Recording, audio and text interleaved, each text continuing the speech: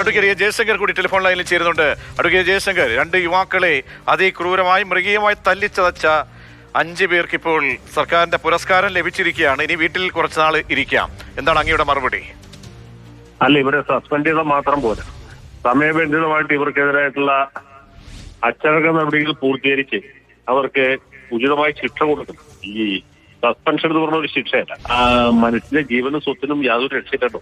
മനുഷ്യന്റെ ജീവനും സ്വത്തിനും സംരക്ഷണം നൽകാനാണ് നമ്മൾ പോലീസ് സംവിധാനം ഏർപ്പെടുത്തിയത്. ഇതിനൊക്കെ ഓശാന പാടിയ ഈ അന്നത്തെ ഹെഡ്ക്വാർട്ടേഴ്സിലെ മേധാവിയായിരുന്ന ആളുകളൊക്കെ ഉണ്ടല്ലോ, ഇതിന്റെ പിന്നണിയിൽ പ്രവർത്തിച്ചവർ, അവർക്കും പിടിവീഴണ്ടേ?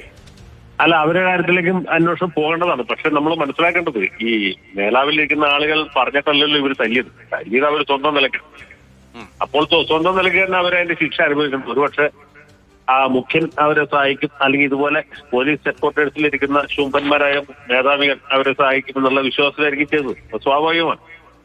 ഏതായാലും ഏത് കാലത്തും LDF ആയിരിക്കില്ല അധികാരത്തിൽ, ഏത് കാലത്തും പിണറായി വിജയൻ ആയിരിക്കില്ല ആഭ്യന്തര വകുപ്പിന്റെ ചുമതല കൈയാളുന്നത് എന്ന് ആലോചിക്കാനുള്ള വിവേകം അവർക്ക് വേണ്ടതായിരുന്നു. അത് ഉണ്ടായില്ല.